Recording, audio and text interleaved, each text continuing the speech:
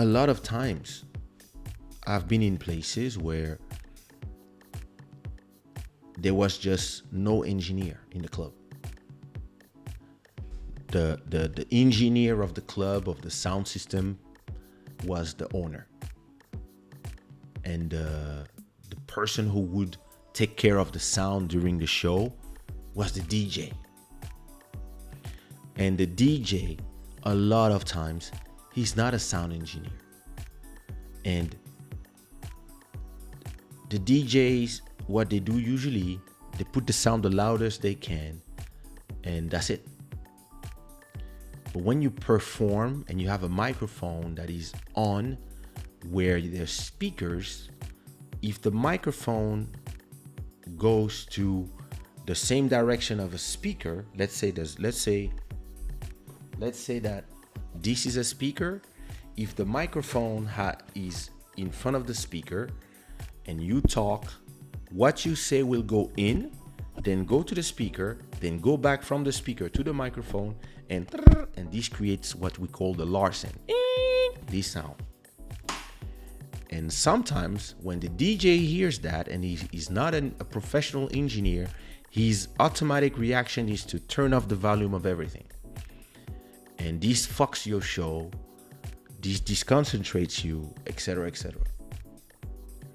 And in a club, depending on what kind of club you go, the best solution actually is to come and sing on top of your songs, because you can control enough of your volume of your microphone to sing on top of your vocals and still sound as live as possible and doing a great performance in an environment that you don't know, because you might arrive at 6 p.m. and discover the sound of the club.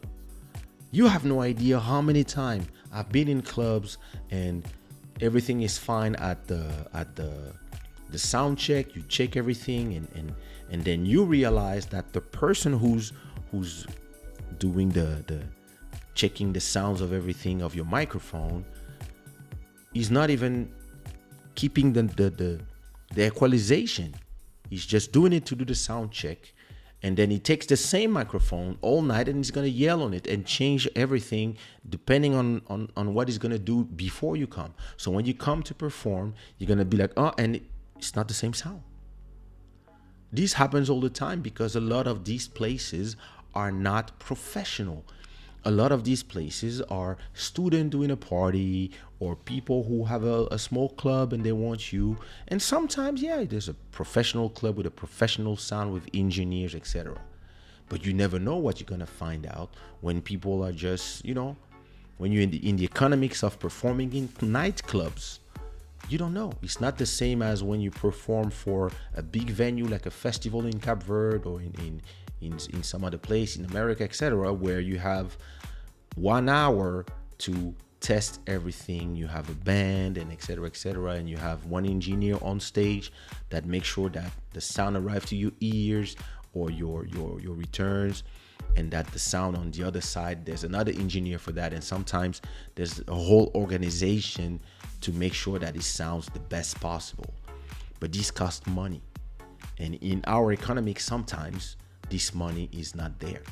And this is why a lot of times when you look at how much it's going to cost you to bring an artist with a band, with everything, and with flying them, feeding them, etc., you like, wait a minute, I don't have the money to do that. And it might sound horrible in my club if I don't have like engineers and stuff. So a lot of time they choose the other option, which is, can you come alone or can you come just with your DJ? And this happens to me all the time. And I like the last time I did a show in Congo, we found an interesting solution, which was that I was performing on top of my songs, but there was a band, a local band, that was performing on top of my songs as well. And we did like training. And yeah, listen, it was okay. Of course, they rehearsed before I come. I was receiving tapes, and I was like, it was not amazing, but it sounded great for a first show. And why did it sound great for me? Because I knew that I still had the original songs playing, and they were playing on top of it. So I was not asking them to replay the songs. I was telling them to add some stuff. The keyboard do a little bit of this, the bass player complement the bass that is already there, and the drummer doesn't need to do the kick. I ask him to take care more of everything that's on top without the kick, because the kick is already like heavy in my sound. And I was like, let's do a nice mix of both. And listen, people loved it. People said, oh man, it was amazing. And you know,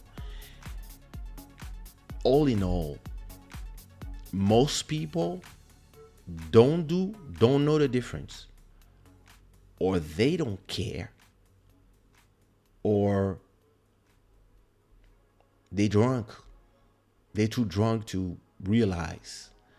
But it's interesting that the one or two people who care, they're always so vocal.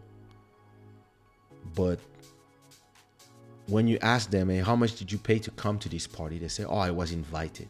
I said, there you go.